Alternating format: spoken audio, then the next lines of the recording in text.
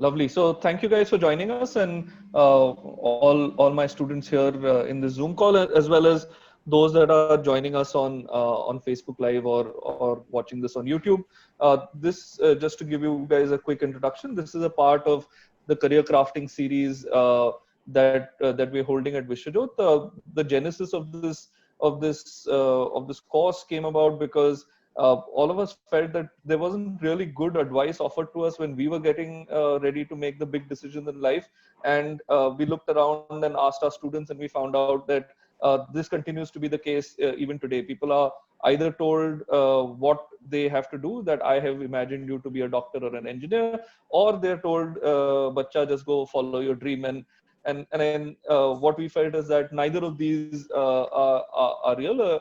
Are really good ways of thinking about it, and therefore we came up with sort of a Venn diagram born out of a simplification of a Japanese principle called ikigai, uh, which basically is saying that in order to make a good decision, you should think about what you are passionate about. Yes, what your dreams are, what you're passionate about, your purpose. Also, what you are good at doing. So, what is your competitive advantage? And it shouldn't all be internal. You should also then look externally and see what the world finds valuable, and therefore to make your decision based on all of these three things. And to help us in this journey, we've been chatting with, or to make this a lot more real, we've been chatting with real successful people, and one such is with us here today. So this is Mridvika, who's joined us, and Mridvika is currently the MD of a company called Shortlist, and they're recruitment tech company. Not only is she a CEO, she also has a view on how the industry is changing. So what we want to do for our students is to use both those perspectives to get to help them think more clearly about what they want to do. So thanks, Mritz, for taking the time out and joining us. Thank you so much for having me over here. It's an absolute pleasure to be talking to your students. Okay, lovely. So, Mritz, could you just start us off? If you had to think about your journey, right now we are seeing that you're the MD, you're the CEO, you're the big boss of an organization. But one is not just born into that, right? Like, and there has been a journey that has brought you here. So if you could talk about it, just from the points of view of turning points through your life. So starting from when you were a child all the way Yeah. up to now, if you can think about what were pivotal moments in your life that looking back now, obviously then you may not have known that they were pivotal, but looking Yeah. back now, uh, if you were to look back now, you might find that these are the things that sort of allowed me to become who I am today. And if you could talk a little bit about your journey through those moments and through those decisions that you took through your life, and that might help all of us gain some understanding about your journey and about how to think. Sure. Thanks, Amrut. I'd absolutely be happy to talk about that. So I actually come from a small desert town in Rajasthan called Bikaner. Born in a family where parents were government servants. I have a younger sibling. And the times that I was growing up, which was early 90s, was you were considered successful when you could either follow an engineering path or a medicine path. And I had seen doctors in my family. My father and my chacha both are doctors, and I was scared at the sight of blood, and never wanted to sort of go into medicine, which is how by default I chose to become an engineer with no real passion for making things or figuring out anything deeper in engineering. I was a good student all along, which helped me, pass out from engineering with good grades.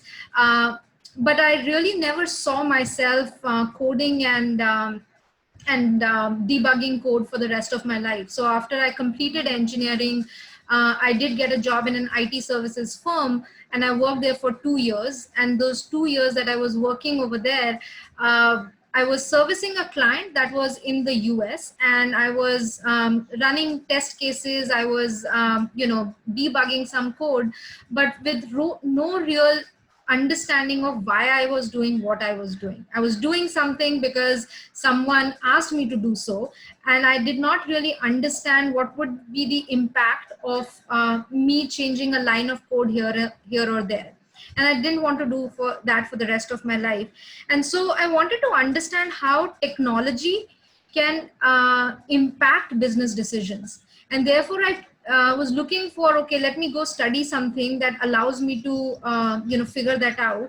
So I went to the US and took up a course in Indiana University in information systems. And that course was based in a business school that allowed me to understand how technology plays a role in building organization or even growing an organization. After I finished that course, I got recruited um, in a consulting firm called Ernst & Young in their New York office.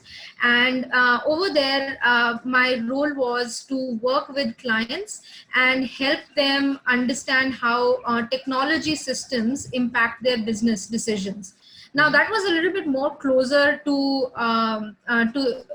where the action was. I was able to see how changing things in their systems was leading to different outcomes for their business. However, it was still further away from the kind of impact that I was looking to make.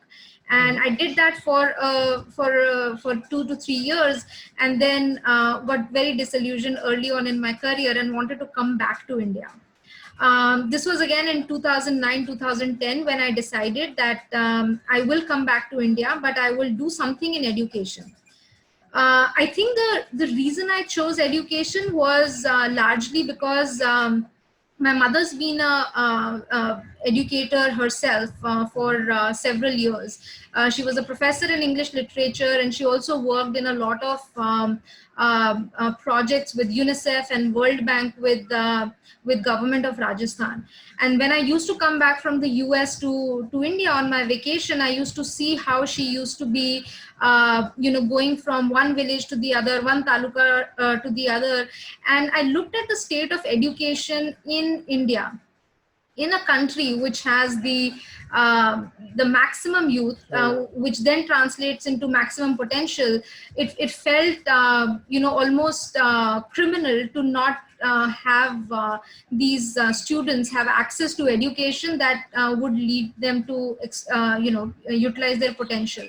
And so one thing that was clear was I wanted to work in education. And so when I came back to India, I started exploring opportunities in the non-profit sector, which is how Teach for India happened. Now, like the pivotal moments that you asked me to think about was choosing engineering, coming to Bombay to pursue that engineering. That led me to the US, and then from US I came back to India, and then chose a career in non-profit sector in education. Now, if you ask any rational person, none of these are supposed to be the part of plan, or Right. This is not a very traditional career trajectory that an average middle class student would follow, like myself. But I think each of these decisions, now that I look back in retrospect, helped me be who I am and helped me come closer to exploring my passion and identifying what I'm most passionate about. Right. So that's interesting. If you can, so we have a couple of questions from our students, and you've talked a little bit about this, but Nidhi wanted to know more about your social environment growing up. So you mentioned you were not from the city like Mumbai. Yeah. You were from a small town, and your parents were working with government in some way. But if you could talk about how that social environment is, let's say, different from the environment your boys are being raised in, Yeah. and what is the contrast there, that might help Nidhi sort of put that in perspective. Sure, Nidhi, great question. I think I can't even compare the two environments, because I think I have I have two 7-year-old twin boys, which is what Amrut's referring to. But I was growing up in Bikaner, and it was we were staying in government quarters. I had a younger brother. My parents were in 9-to-5 jobs. My father was in a medical department of government of Rajasthan, and my mother used to work in a government college as a professor of English literature. That's what we were exposed to.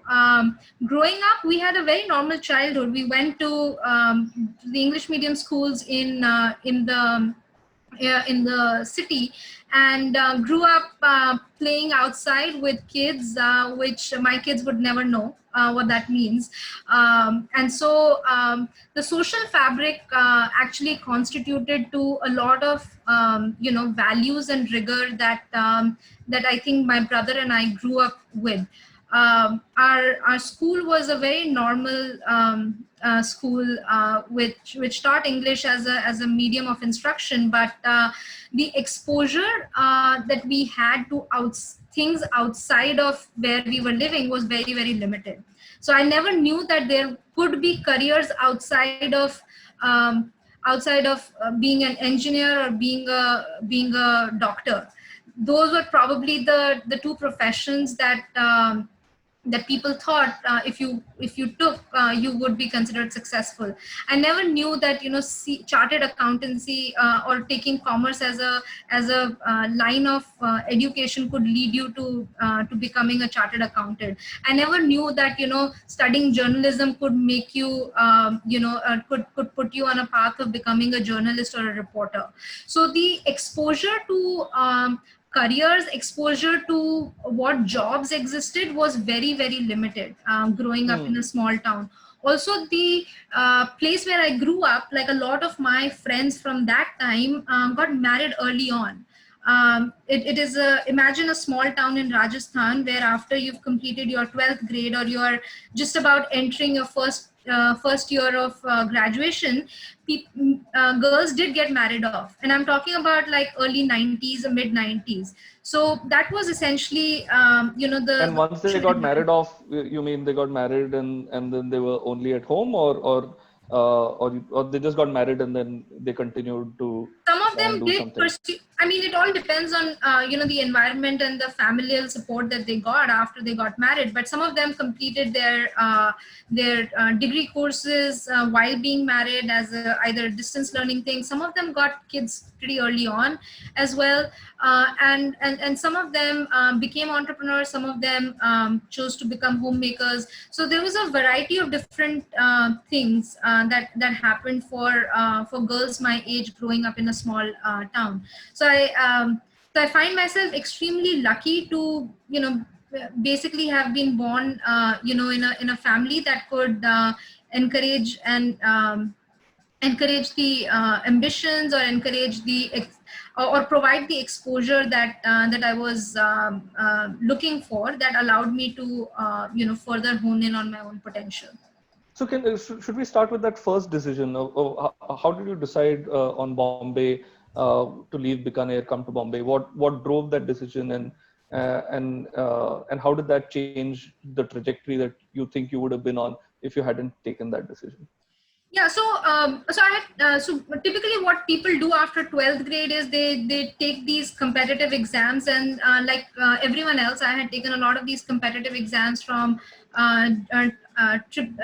JEE. I don't know what it's called now. I think they've all these nomenclatures have changed, but the Right. entrance exams to IIT, I had taken entrance exams to triple IIT, or in Rajasthan it used to be called as PET, which is the pre-engineering test. So I took all of these different exams, and I secured a couple of seats in Rajasthan as well. And then I went with my father to look at different colleges, and I saw the colleges and met with the professors, and I looked at my dad and I said, I don't think I want to be here, just Right. because, not just because of the infrastructure that I saw in the colleges, but I think I just felt the need to get wider exposure to the world. and Bombay, I chose Bombay because I think I used to visit Bombay. My aunt, my Masi used to live here, and every summer vacation I used to come here, and I used to see kids around over here. The level of confidence they had, the exposure they had to things, in general was just like generations apart. And so I think I was always attracted to the big city life because I never had that myself. And so I wanted to come and live here to experience what it means to be studying in a big city. So that's how I landed up in Bombay, and I lived with my Masi for 4 years of my engineering. And those 4 years exposed me to a different world of education altogether. Like in Rajasthan, a lot of my friends who went to engineering there didn't need to attend classes, or they basically finish their engineering with limited exposure. And Bombay allowed me to sort of break out of that pigeonhole of some sorts, and got a little bit more exposed to the city life here. And then you just, your thirst for exposure just increased, right? So you then said that I now want to go to the US. So can you talk about that decision? Why did you take that decision? What was going on through your mind? And what about it worked? What didn't play out as you imagined? So when I was in 4th year of engineering, I attempted a lot of different and a lot of like these entrance. They are not called entrance. They are called these company exams that that allow you to get placed at companies right after college. And I have no shame in accepting that no company wanted to take me. It was after the 7th or the 8th attempt that I actually cleared an aptitude exam of one of the companies, and for those 12 to 15 weeks when placement season was on in our college, everyone from TCS to Infosys to Capgemini to Amdocs, you think of every big corporate IT company in India rejected me because I couldn't clear their aptitude test. And that basically was one of the starters of my disagreements with the standardized tests, because they don't necessarily allow for an individual's potential or talent to be tested in the right way. Right. So I did get placed at one company said, let's give her a job. So I did get a job after college, and I joined that company. And I was there for 2 years as a software engineer and then senior software engineer. But again, as Amrut said, like I always asked for questions like, why? And I didn't feel that my questions were answered. Every piece of code that I was being asked to write, and I said, why? But what would this exactly do on the business side of things? How will it change their business outcomes? Does it mean that they are going to get more clients, or does it mean they're going to get more customers because I do this versus that? And it just no one was able to answer those questions. And I saw a career trajectory of a lot of software engineers. It went on from being one level to the other and second level to the other, and there's nothing wrong in that. It's just that I didn't feel that I would be able to do that for rest of my life, because as I'd mentioned, engineering happened to be by chance. I had no real passion for coding. I had no real passion for creating software code. So I didn't see myself doing that for a very, very long time, which is how But then why US? I mean, you could do many other things. Why did you choose to go to the US, and what was your thought process at that time? Yeah, so it's a great question. I think I had a few friends who had gone to the US right after they completed their engineering, and I was in touch with them. And when I spoke to them about how their experiences were in the university setting over there, I got a lot of insight as to how they were shocked, because over there no professor came in and asked you, wrote something on the board and asked you to Copy it. Just copy it. Right. But every single lecture was just a discussion. Like you would have to read papers, and you would have to read articles and come in, and you would have to bring in your point of view into the classroom. And everything just was a discussion. There were even the exams that they used to attempt were like open book exams, like because knowledge is not scarce anymore, right? Like you can find information. I think it is how you apply that information makes all the difference. Right. So they were doing that, and I was fascinated just hearing that. And so I wanted to experience how education is different in another part of the world. And because I had people that I knew that had gone to this particular country and were sharing these beautiful experiences, I thought I'd want to go there as well. And once you were there, what were the things that sort of lived up to your expectations, and what was different from what you expected? It could be good or bad, but just different from what sitting in India you had expectations of, or imagining your life there, and what fit and what didn't. Yeah, I think what lived up to my expectation is just like the quality of education, right from the infrastructure to the kind of information that you had access to. Like you could be a student and you could have access to so many different journals, so many different research and published work that and guidance to go read this or that was just phenomenal. The medium of instruction used to be very, very collaborative. Like the professors would used to come and used to discuss every single topic as opposed to okay, this chapter, this topic, I have to sort of teach today, and you're supposed to take notes, and then you're supposed to give exams. So I don't think it was all of that lived up to my expectation. I think the one thing that that did not live up to my expectation was obviously just the culture. It was a culture shock. Like for someone from a city like Bikaner to first come to Bombay was a culture adjustment in itself, and then going from India again to the US was another culture shock on a variety of different levels.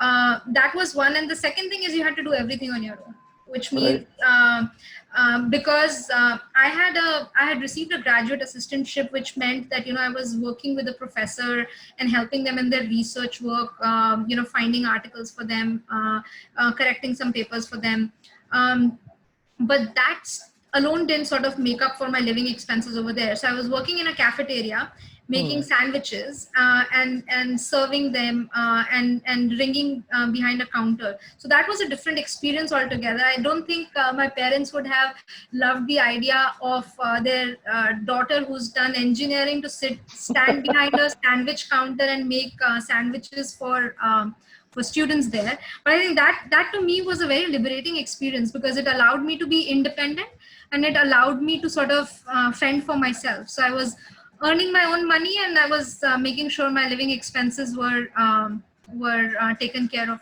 over there, and everything else, right? Like when you step out of your comfort zone where you are so protected by your parents or your relatives, everything from managing a household to managing your own accounts to making small decisions every single day. Should I spend on this, or should I save this for because it's the end of the month today?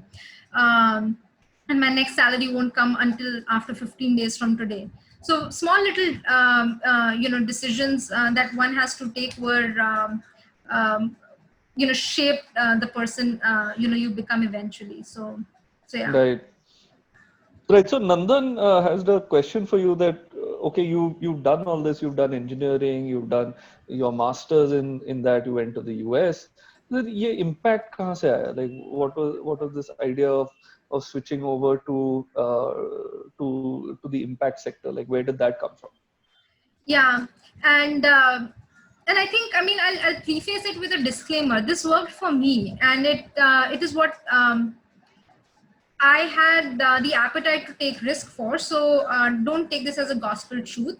What But I will share what my experience was and what my thought process was, Nandan. So when I was in the US and I was in consulting, I was working with two clients who were going through mergers, and one bank was acquiring the other bank, and I was tasked with a project of figuring out what technology systems should stay, what technology systems should get retired, what technology systems should completely be canned out of that merger and acquisition process. And every single day doing of creating those Excel sheets, creating those PowerPoint presentations, going and presenting in front of the clients, gave me good learning. I honed in on a lot of technical skills, like how to present in front of clients. I learned how to work and create Excel models. I learned how to create Word documents and whatnot. But at the end of the day, when I slept, I said, like, so what? Like, I'm doing all of this, but what's happening after this? Okay, so one bank will acquire the other bank, and then whose life am I impacting? And so that was the point that started triggering this unrest in my mind. And every time I came back to India, on vacation, and as I had mentioned, my mother used to be working on these different projects, and I used to go visit these different villages with her, and I saw how beautiful it was for some of these nonprofits to be working at the grassroots level, empowering these kids to find out who they were, or helping them with resources so that they could become best versions of themselves. And that to me was very empowering. After each of these visits, I used to feel so satisfied, and I wanted to do something something along those lines. But I also knew I couldn't be a teacher. I had very little patience for standing in front of 30, 40 kids and answering incessant questions. So I said, okay, I can't do that, but I have acquired skills over 5 years of being an engineer and being being a consultant in a consulting firm. How do I translate some of those transferable skills into this sector? Because this was one sector that could change the entire landscape of what India could be in, maybe not in my lifetime, but in the next few decades or few years. So I wanted to be a part of that change, which is how I took the decision to come back to India and work in the education sector. Right. So, and this, so another follow-up question on impact came from Gursimran, which is that how is it that if you work in non-profit, you're going to be absolutely poor and you require help to survive, or how does one make a decent living and marry that with the idea of work, of trying to do good or having an impact? Yeah. Are they two opposite things, that you have to only have one dhoti or one sari and just make your life with that if you're going on impact, or is there some or other ways to sort of manage both and live decently while doing good? No, I think they don't have to be on the opposite end of the stick, Amrut. I think you can definitely marry your passion with, how you want to live your life. So just to answer the question, working in non-profit sector or impact sector doesn't not mean that you do not get paid. It's not a voluntary service. It's not a voluntary job. It does not mean that you will be dependent on your parents for the rest of your life. You do get a salary, which is why people like me who were fundraising fundraise for the salaries of these individuals who are working in nonprofits. So the quantum of salary is obviously not equivalent to what a for-profit organization or a corporate organization would pay, but it is decent enough for you to manage the lifestyle that you are used to. And to put some contextual information, nonprofit would pay close to 70th percentile of what your 70% equivalent of what your corporate or a company salary would So be. for X amount of experience, if I could earn 100 in a for-profit, I will earn 70 in a 70 non-profit, rupees right? in a Okay. non-profit. In one So of these good non-profits, all the then yeah. all the non-profits that are run professionally, when I say professionally, they operate as an organization, they operate with systems and processes, with governance structures built in. Those non-profits do have funds to pay for professionals. The things have changed over the years, right? Like the roles that exist in non-profits didn't exist like 2 to 3 decades ago. If you Right. think of a role which is an impact analyst, the role of an impact analyst would be to look at all the different projects that a nonprofit is running and identify what inputs have gone into this program and what outputs have come out of this program and put them on nice pictorial representative charts, is what an impact analyst would do for a nonprofit. Such a role did not exist 2 to 3 decades ago. If you think of fundraiser, this role did not exist 2 to 3 decades ago in a nonprofit, because uh, people who wanted to willingly donate would donate to an organization through friends and family and networks, and that organization would sustain itself in the limited means that they have. But fundraising itself has become very professional role, which means intentionally organizations create that role so that these individuals can go out and raise funds for their organization to run their programs. So a lot of roles have evolved, and so has the non-profit and social sector landscape. So yeah, I mean, short answer is you do get a salary, you do get Right. you can manage your lifestyle comfortably. Does that mean you can go out every single night to a restaurant and party? Maybe not. But can you do that once every week? Sure, you can. Right. Makes sense. I liked that last part. So you made it real for everyone listening. So Nafisa and Kajal had some questions, which if I paraphrase, so we have this Venn diagram, right, that I described, where you look at the intersection between something you're passionate about, or something that you feel, a purpose that you feel connected to. So it could be a passion or a purpose, and something that you're good at, with something the world finds valuable. So now, if you were to look at your job today, uh, you know, and think about, put that in the context of yourself in this Venn diagram. What sort of made you into this job? Like, was it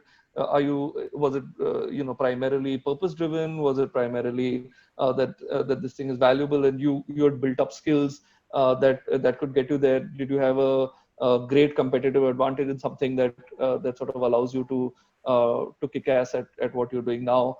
How's like, does this framework sort of make sense for how you'd make decisions even today, and maybe decide what to do next? I think it's a combination of a little bit of all, Amrut. I think when I started on this journey towards finding purpose, I don't think I had a very sure answer of what my purpose in life was, and it's a journey even today, Right. right? So and I think it was more or less a function of having graduated and hit a turning point in my life with a career where I was feeling a bit lost, not sure where to go, and I think that was okay. So and at that time, I had the liberty of trying as many different things that I could. Obviously, without wasting time, so that so I took these jobs so that they incrementally added to my overall professional journey. But I think the process or the journey that I went through, shaped me into the individual that I have become. So I let the intuition guide me at some points in time, Mm-hmm. so that I felt like I was in the most fulfilled place with the job that I was doing. So I don't think, I mean, one thing that I'd say is I think it's okay to be unsure about your purpose in life. Right.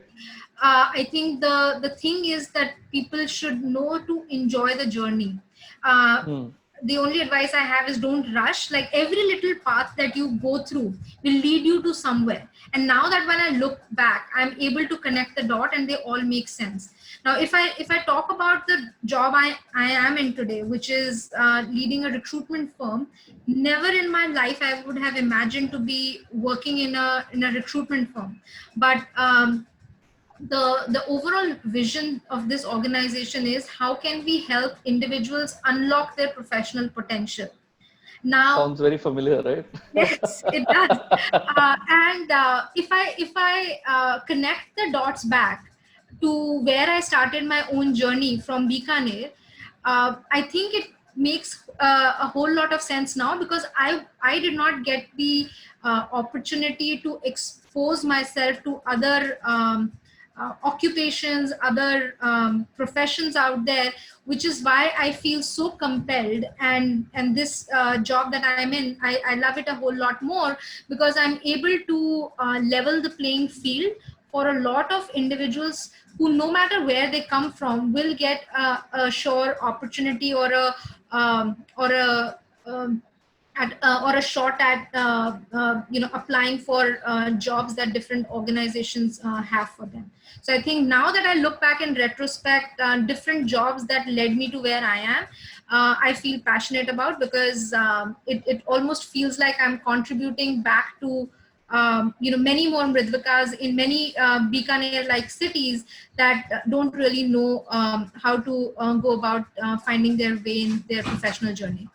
So, I mean, through your answer, what I'm getting is that for you at least, the purpose part seems quite important. Like whatever you do, you want to align yourself in a direction that you feel motivated by. That, and that's what gives you a lot of energy to go out and excel at whatever you're doing. Is if it sort of fits in with some north star of purpose that you can agree with. Yeah, I think you're spot on there, Amrut. I think just the alignment of purpose, passion, and values has been super important for me in every job that I have opted for. So and I have and because I have put that at the center, I have almost loved every job that I have taken up, which is why it's just worked out well for me. Great. So I'm going to now switch gears, talking less about your journey through and your decision making, and move a little bit more abstract, a little higher level, and think about what think about what lessons you've learned through all of this. And this question, I really love this question, and this is asked by Kirti here. Is that what advice would you give to yourself at 16, right? If you could sort of knowing everything you know now, and sort of moving yourself back to their age roughly, what advice would you give your 16-year-old self? Yeah, I thought about this because I do get asked this question often. So I think there are four things that I'd say here. One is read more. Anything and everything you can lay hands on, because that exposes you to a different world altogether. And I am trying to make up for not reading enough in my growing up years through my kids. Now I give them everything and anything, and I'm super proud that they are reading more than I could have ever imagined. So read more is the first advice that I'd give to my younger self. The second one is around focus on one thing at a time, because you can have it all, but not all at once. What I mean by that is that at one point in time, I felt that I was multitasking, almost like feeling like an expert, but not sort of getting a whole lot out of it. I got myself involved in 3 projects, and I was not married at that point in time, and I had all the time in the world to myself. So I thought, let's just keep myself busy, and I thought I could manage. but I was wrong. I felt overwhelmed. I thought I was literally multitasking too much, and at the end of the day I realized that none of those three projects were my true passions. And so I think the second thing I would say is just focus on one thing at a time, because even though you want to have it all, just have a little bit more patience, that not all of it will come at once. The third thing is around plan plan ahead in time, but be okay if that plan changes, because you can plan ahead, because planning ahead always gives you clearer direction of where you want to go. It drives you, it motivates you, and the planning process also teaches you a whole lot. However, one thing I've learned is never get fixated on a plan, because plans almost most definitely will always change. So just be prepared for it.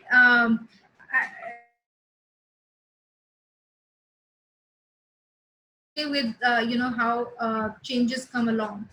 And the last one was around I think taking a leap of faith, uh, and taking a leap of faith in yourself more than anything else, because the way I looked at each of my decisions, I always thought of them as like I have nothing to lose but everything to gain with everything that I'm trying to do.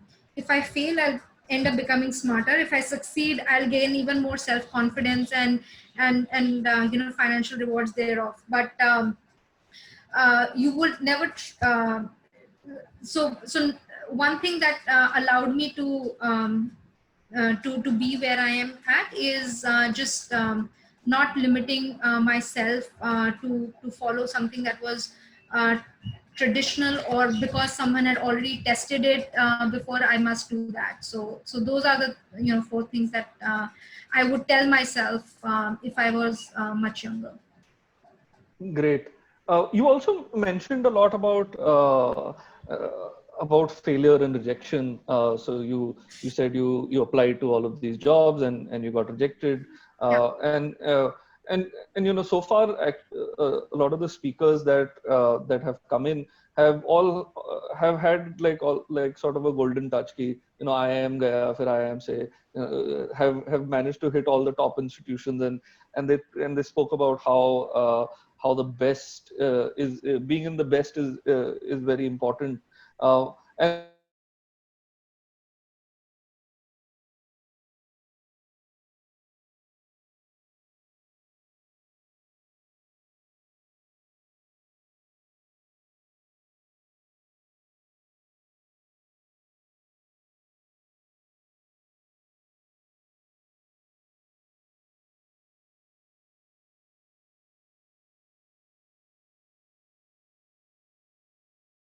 do want their kids to go to IITs and the IIMs and these pedigree institutions. And over a course of last 15 years, I have hired from these institutions, and I've right, hired people who are not from these institutions. And I have been pleasantly surprised to see people who actually do come from other places have done much better than people who have come from the Ivy League colleges. And I don't know what the reason is, but I think what I feel also closely connected is because you did not go through these institutions. There was this hunger to do better. There was this hunger to do to learn more that you otherwise would not have learned, because you sort of theoretically maybe lost out on those opportunities. And so I think the very fact that we place so much of importance on these institutions, or these blue chip companies, or these degrees is almost something that I'm very very disconnected by, because I think it is mm-hmm, the onus of learning should be placed more on the individual and their own right, desire and hunger to learn, and whether that person ends up by the by de facto being in one of these places is is just a matter of fact, as opposed to anything more than that. So, so then, so if it is, if it's not necessarily these best institutions, Akshay and Vasanta have roughly similar questions. So then, what do you think it is about you that sort of got you to excellence? Like, is it, was it about any skills, any qualities that you had, any habits that you have? What do you think are those things that sort of propelled you to excellence in your life? Yeah, I think the one thing that I always try to do is just be on this constant journey of learning. You can never learn enough, which means that right from my first job, I've always never stopped asking questions, and I've always tried to be adding on these incremental skills. So let's say from my first engineering job, I learned how to code, which gave me a logical framework to problem solve things. To when I became a consultant, it helped me develop skills around client management, stakeholder management, presentation, and a lot of technical skills around Excel modeling, PowerPoint, Word documentation, etc. To when I came to doing fundraising, it helped me hone in on skills on negotiations, presenting a proposal, talking with high net worth individuals and CXO level people in the organization, to where I am now, managing teams and making sure that the organization can function as a well-oiled machinery. So across each of these different jobs, I have always aspired to add in these incremental skill set that I did not have at that point in time, which is what has always kept on going. And today, like, there's one thing that I haven't learned so far, which is how to do marketing. And so I'm in a constant look out for wherever I can find people, or wherever I can find individuals, or even like courses that allow me to learn the ropes of marketing, or learn the ropes of how to market yourself better. So you think that the thing that really drove you to excellence was this sort of hunger of lifelong learning, like always trying to learn and propel yourself forward that way. We have a couple of questions coming in from Facebook also. One is that what do you think about switching gears midway in your career? Like, even because you feel like a misfit in the current career, even if you've chosen the career, right? So I think sometimes what's happening is that now we are saying that, okay, beta, you go choose your career, and let's say I made that choice, but then I made that choice, but then it turns out it's not a good choice, and it probably so now what do I do? Like, when do I give up, and when do I and sort of like giving up is also defeat, right? Like, how do I think about these things? I think that's one genre of questions that come into us. Yeah, I think as I mentioned earlier, right, like not succeeding, at least the way I took it was, if I didn't succeed at anything, if I didn't succeed at the decision I had taken, I just thought I became smarter and I won't do that. I won't make that mistake again. But if I succeeded at something, it just made me more self-confident of the decision that I had taken. So one way to sort of look at taking a decision and not succeeding at it is not as a failure, but almost as a learning opportunity of what not to do the next time you're presented with taking a decision like that. So that lens has always helped me take decisions fearlessly and without thinking what the world would say about it, or no one else has traversed this path right so far. But what's your thought that if you've made a decision, you're on a path, right? And there is going to be some path dependency. So even your journey, even though you took so many turns, each turn was based on where you came from. So there is some path dependency there, but then there's also some ability for you to change, take decisions. So how do if someone is in this situation that they have, let's say it's their first job, and now they suddenly realize, I don't like it. What would be your advice to this person? What should they do? Yeah, so I found myself several times over there, and there's one exercise much similar to the concentric circles or that intersection circle exercise that you do, and that's of Right. this genius quadrant, which almost can be imagined in form of a 2 by 2 matrix, Mm-hmm. wherein there's a bucket which allows you to list down all the things that you do not like to do. You do it because you are expected to do in the job, but Right. do not like to do it. For example, can I write a press release? Yes. Do I want to write 1,000 press releases? The short answer is no. Right. Right. So list down all the things that you do today, but you don't like doing. Then the next Mm. bucket is people think you're good at, and you do it because they are part of your job, but you're not really excited about them. Mm. Then there's another bucket which basically you like doing, but you like doing only for X percentage of your job's time, and not like 100% of the time. And then Mm. there's another bucket which wherein you can list down all the things that you would do even if no one paid you to do that. And I've Right. always tried to sort of like find at least 80% of my job should be in that genius bucket, which I love doing, and I would do it even if no one pays me to do it. And that sort of always helped me identify the kind of jobs or the kind of roles that I might be good at. Yeah, that's a pretty cool. That's a pretty cool idea as well. Um, there is another one, I guess, is from someone who's slightly younger, who's saying that what if I am academically excellent in one subject, but I like another subject. So let's say I'm really good. This sort of in our Venn diagram, it's between competitive advantage and passion, right? Like I'm really good at maths, but I don't like it. But what I really like is humanities and I'm not so great in that, right? Like, so what do I do now?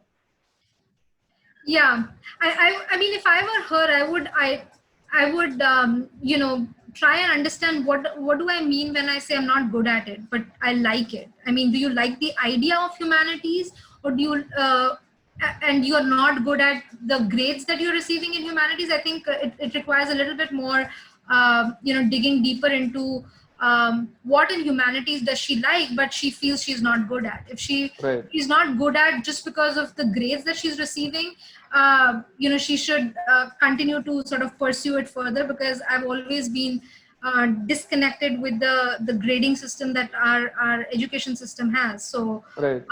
she should talk to a lot more people in humanities. She should try and figure out uh, what about humanity she is extremely passionate about, and continue having these conversations without giving up too soon. Great. I want to now transition to another section, just because, like, unlike our other speakers, you are sitting in a recruitment firm, right? So you have sort of a bird's eye view on what might be going on in the world of jobs, more than some of the rest of us. And I wanted you to shed some light on. So this is now in only the quadrant of valuable, right? Like what the world considers valuable. So what are the jobs, in your opinion, being a recruiter for all of these companies? Like, what do you think are the jobs that are going to thrive, or that are going to become more valuable or gain in value, let's say 5 or 10 years from now? And the way that we've been thinking about that in this course is thinking about it in terms of supply demand, right? Like, in what job is the demand going to go up, but it's hard enough to create jobs about that the supply doesn't just explode, right? For example, Mayank is also an engineer like you and I, only he's about 15 years later, but the salaries for engineers from, like, our kind of colleges like Thadumal or RAIT. He went to Pune, a similar kind of college, uh, and got into those Infosys, TCS type things. But their wages had not increased by much. Like, I think the inflation was increasing by a compounded rate of less than 2%. If you look at how much they're paying someone as a starting salary. So then that brought up the question that, okay, so demand was still there, but then it was so easy to create these engineers that suddenly supply exploded, and you had this problem. So now just trying to think and helping them avoid missteps like that. That what jobs do you think are going to be more in demand as we go in the future, and are going to be hard enough that only like you can become really, or it becomes really valuable, that only a few people become good at doing that. Yeah, I think I would have responded to this question differently if it were before March 2020, because then we were all hit by this thing called COVID. Right. And so I'll have to use this lens in responding to this question. And the in-demand roles that we've been, getting requisition for are roles that are digital in nature, and they could be done remotely. And if I were to go by the role titles, some of these would be roles in product management, data science, cybersecurity, digital marketing, customer success, sales operations, and design, the UI UX. Like all of these different role titles have suddenly surged, ever since we got hit by this tsunami. Content writing is another one that's right up there. So these are the kind of roles that employers are hiring for. But to your second question, which was around how do we make sure that young professionals build the requisite skills that are needed for surviving the next 5 years to a decade, is probably things that our education system doesn't explicitly acknowledge, and these are things that actually employers explicitly ask for. And these are things like learning mindset, result orientation, empathy, curiosity, or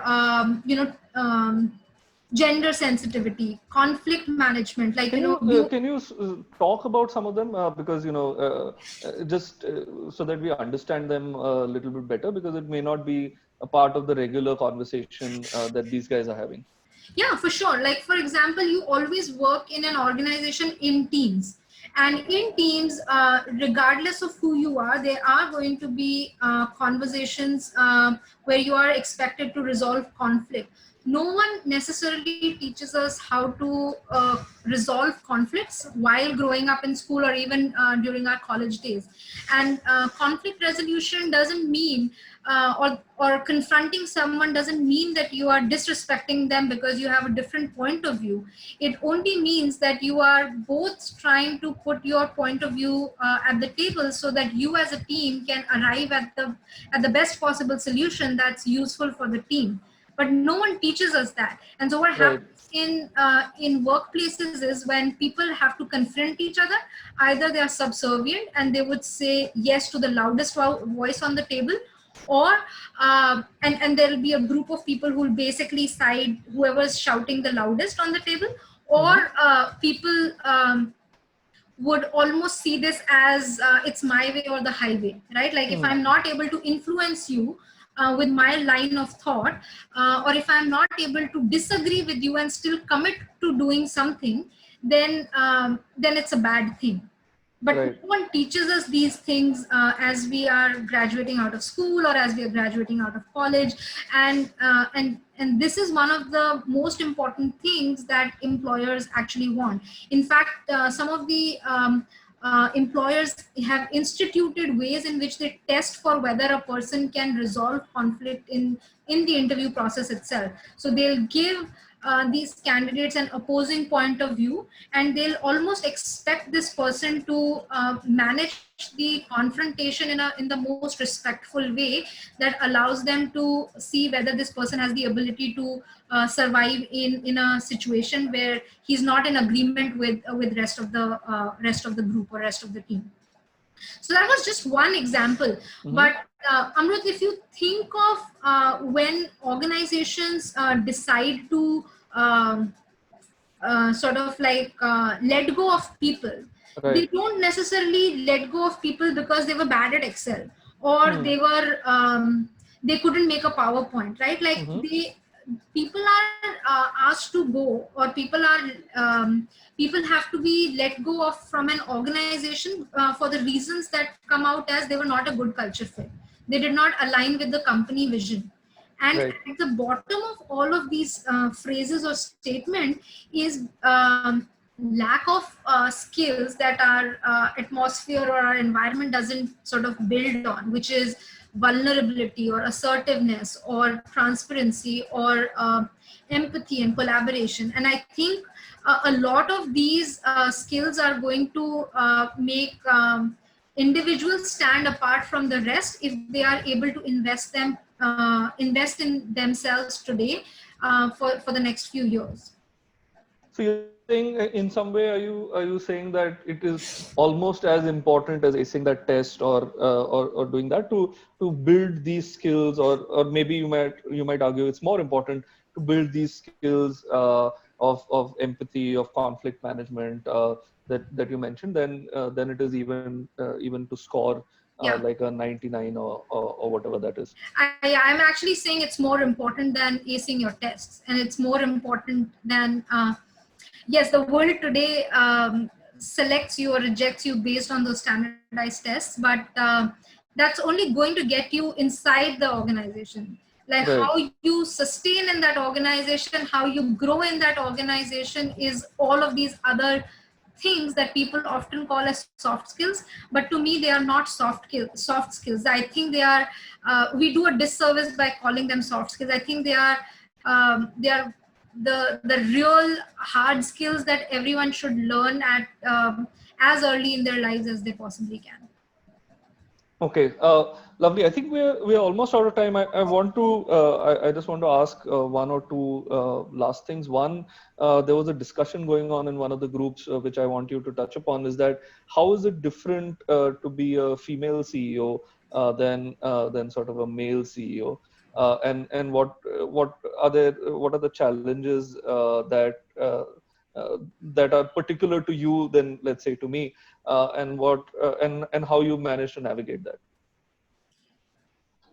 Sure. Thanks for raising that. I think it's a very important topic, and I think gender sensitivity is something that is as important and more relevant in workplaces than it was a few years ago. Um, I have been plain fortunate to work in organizations that haven't discriminated on basis of gender. And right from Teach for India to even when I was working at Mindseed, I worked with both the founders, Amrit and Prasad. And I think I always had the opportunity to put my point of view across on the table and not be discounted for being a female to present that point of view. And more often As than if not, we would dare. and more often than not, my point of view was opposing than most of the men in the room. And even today, when I'm at shortlist, about 60% of our leadership team is female dominant. So I think I've also consciously chosen to be part of organizations where the men in the organizations have given equal and due importance to the female point of view. So I think I've just been plain lucky, but I am probably the exception than the norm. And the question that you raised is probably a more grave one, where the gender sensitivity is not embedded into the fabric of the organization. And the only thing I would say, and I can't say from experience because I've never been in those instances, but the only thing I would say is always sit at the table. I mean, when I say sit at the table, always put your point of view across, even though you think it's being shot down, or even though you think it's not being taken into consideration at that point in time. It's only uh, it's only matter of time that you will make yourself heard. But if you stop voicing your opinion, if you stop participating, then nothing's going to change any which ways. So the only advice I have is just like sit on the table, which means always speak your mind and and always participate no matter what. Great, thanks for that. I think we've taken up a fair amount of your time. I just want to leave you with one thought is sort of the reason why I was always confident that you would do great things is what I would say. You said a lifelong curiosity for learning. I would just say that you're relentless, and I think that ability or it was whether it was a habit or a skill or a combination of the two, is that if you wanted to do something, you would do it, and that is in those list of things that you were or skills you were talking about, particularly after interacting with you, I would say that's gone up in my ranking as one of the things that I look for. If someone is absolutely relentless, regardless of what is the obstacle in front of them, if they keep going through, if they keep at least plugging away at it, I think that's a huge sign that people will succeed. And I would say that's what always made me confident that you would do great things wherever you go. So thanks again, Mritz, for taking the time out and hanging out with all of us and giving us some of your wisdom, so that we might make better decisions as we go forward. No, the pleasure was all mine, Amrut. Thank you so much. And I'd leave you by saying, like, if any of your students do want to reach out and have specific questions about the professions I've chosen to be in, I'm more than happy and available to answer their questions even after the session's over. Thank you so much for organizing Great. this. Thanks so much.